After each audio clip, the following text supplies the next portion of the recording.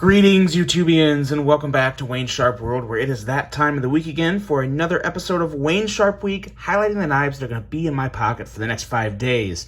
This episode is brought to you by all my awesome sponsors up here. Look them up for all of your knife and EDC needs. DLT Trading, Mojave Outdoor, and White Mountain Knives. Got a couple codes there you can use for Mojave and White Mountain. Wayne's World for 10% off Mojave. WSW10, 10% off of White Mountain Knives. Give all these retailers your support, guys. It's because of them I can do what I do on such a regular basis. Now, with that being said, I've got a nice spread for this week. Some new knives, kind of a Frankenstein knife that I just put together over the weekend that I'm really happy with. And we're going to start off with a very new one that you can expect a review of up on the channel later this week, maybe even tomorrow. We'll see how it slides in the schedule. But this is none other than the Vortex Nightshade. And this is a very interesting piece. I'm not going to say too much about it because obviously you got that review coming up. But it's one that I wasn't expecting to pick up, and I did. And I'm not unhappy about it. Impressed with this guy. We'll go over all that in the review, but has a lot of very nice attributes to it that you don't see on a lot of other knives. So yes, carries very well. Not gonna say anything more, but as you can see, just some nice quality materials here. Very, very unique profile to this knife, and it is so far being a pretty fun carrier for me, one that I'm really enjoying to use, and one that I plan on it sticking around. So look forward for that review coming up here very quickly, and I think it's one that is definitely worthy of your interest, and it's going to be in my pocket this week, the Vortex Nightshade. Now, next up here, got one that I had a review for you last week, and it's so darn good. It's going to be in the pocket this week, and that is the Kizer Assassin button lock. I tell you, these button locks keep getting better and better. It seems like every one I handle, I enjoy a little more than the other one, and I don't know if that's truly the case or if I just love seeing all these new button locks. You know, for the longest time, everyone loved the idea of a button lock. There was very few out there. The ones that were out there, I felt, were very successful, and now this seems to be the year, which we've said it over and over, it is the year of the button lock, and with every new model that comes out, I just enjoy them more and more. And this one, like I said before in my review, definitely has the strongest detent of any button lock that I've handled so far. Maybe not my complete favorite design overall, but still looks great, slices great, nice length, great steel, excellent linen micarta. That button action is just to die for.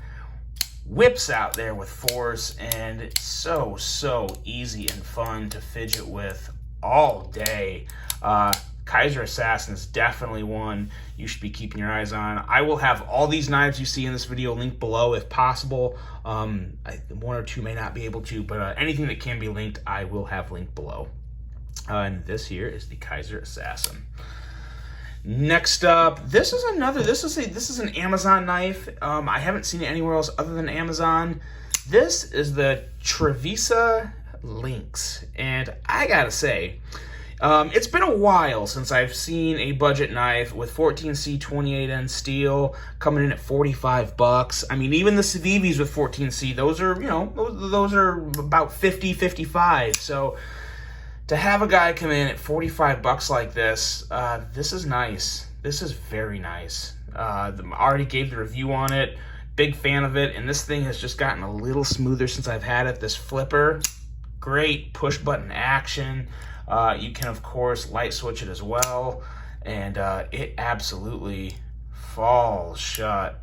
Just super smooth. Really love the design language on this. It has very nice complementing lines. It does kind of remind me of the old Civivi model. I believe it was called the Brigand, if I remember right. The Civivi Brigand. I might be wrong in saying that, but kind of similar, but more stretched out. Definitely a slicier tip. This 14C 28N steel is just fantastic, and I think it's great for a knife like this. Feels very good in hand, has a very nice filling handle. The clip is okay. It works. A little too poppy. Not a big fan of the Trevisa on there, but again, for $45, it's hard to pick apart a knife that hard when you're talking such an affordable range. And really, at the end of the day, it has the trifecta. It has a good price, it has quality materials, and most importantly, it has a great action. Great action, great steel, maybe a quadfecta, but materials, action, quality, price, it's got it. Very, very solid offering. One of the best offerings I've come across on Amazon in quite a long time. Might be the best one I've come across yet on just Amazon. So definitely worth looking out. They have a couple other models, but not all the models are in 14C28N. Some are in D2 and other steel. So pay attention to the specs on the listing if you're going to take a look at Trevisa. But nonetheless, very, very nice offering here. One I would definitely recommend if you're looking for something in that mid $40 range. Kind of hard to go wrong with this. Very nice flipper, very good aesthetics, the Trevisa Lynx. Next up, got a good old American-made beauty here with the Hoyt Deca Gen 2. I got to thinking about that Hoyt Deca coming out in Magna Cut and the polymer handles. Very interested in that one. I'm not thrilled they're going to polymer handles. I really do like the G10 on this Deca, but at the end of the day, it does keep the price down. You're getting Magna Cut for $120, $124, something like that. So very affordable price range for a knife like that. This here is $150. So maybe it is just $150. Maybe now I'm not sure. But the price is it's gonna be Magna Cut, and obviously, 120 or 150, whatever it's gonna be for Magna Cut, is gonna be a pretty good and enticing deal. I think a lot of people are gonna enjoy that, and I don't think they're gonna have any problem selling all the Magna Cut ones. But this one is just the 20 CV version, and at the end of the day, guys, you're kind of splitting hairs when you're talking 20 CV and Magna Cut. Obviously, Magna Cut's a hot steel coming out that everyone's excited about, but 20 CV is just a tried and true, excellent edge retention, excellent corrosion resistance, relatively tough blade.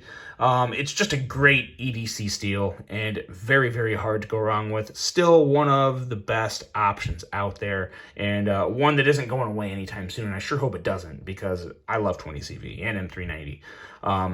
Big fan of that, and just a big fan of this knife in general. It's still, I tell you what, the Able Lock, I do think the Able Lock probably still takes the cake. It's right up there with the TRM River Lock. That's a very good one as well. But when it comes to availability and the ease of getting one, obviously the Able Lock has a pretty strong advantage there. But just a very, very nice knife. Very, very well built. Good warranty, of course, all American made, and just a damn good knife. One that I don't plan on letting go anytime soon. Still, every time I pick this guy up, I'm like, wow, that's a light knife, and it really is. It is super light, and a hell of a lot more durable and better looking than the Bug Out, in my opinion. That is the Hoyt Deca. Now, next up and last up, I have a Frankenstein Spyderco Shaman. This here is my new Shaman. This is my main Shaman. This is the one I'll be keeping. The other one I've actually already sold. But what I did, this was the Crew Carta scales, and we have the standard S30V blade and a Lynch deep carry clip. Now, why did I do that? Why did I take the Crewwear blade off this knife, and that was a satin Crewwear blade, and replace it with this stonewashed S30V blade? Why would you do that? You're downgrading in steel. Well, technically, maybe I am downgrading in steel a little, but you know what? At the end of the day, I prefer the stonewashed blade. S30V is still a damn good steel, and I just think it looks better, and that's what I wanted. It's not always about having the best of the most premium things you can have on a knife. It's enjoying it and liking what you have and making it what you want. And at the end of the day, that's all that matters. I don't care what anyone says about, I can't believe you swapped out Crewwear with S30V. What is wrong with you? Nothing's wrong with me. I just like this better. And that's really all that matters. And it makes me happy. And this is definitely, I love this knife. I like this Shaman now more than I ever have.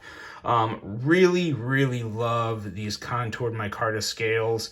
Time to really get a good patina going on them. And yeah, I'm just really, really happy with this. Love the way it works. And yeah, excellent little addition to my Spyderco family, or change up in my Spyderco family.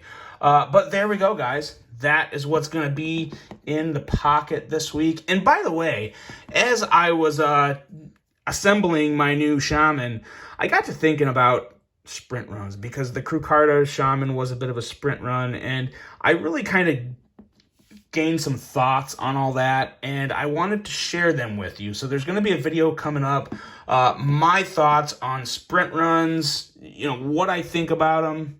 I'm not a fan, only one I've ever had, probably the only one I'll ever get. But I got a video coming up for you on sprint runs and just how to make your collection yours, make it original. That's being original and making something your own is a hell of a lot better than ever having anything limited. So I'm going to touch on that in another episode. I think it's very important to do that. I'm excited to bring that one to you guys. But this here is my carry for this week. Let me know what you guys think. Let me know what's in your pockets. Really hope you enjoyed this one. Hope you have a great week ahead, and I will see you on the next one. And until then, I'm out.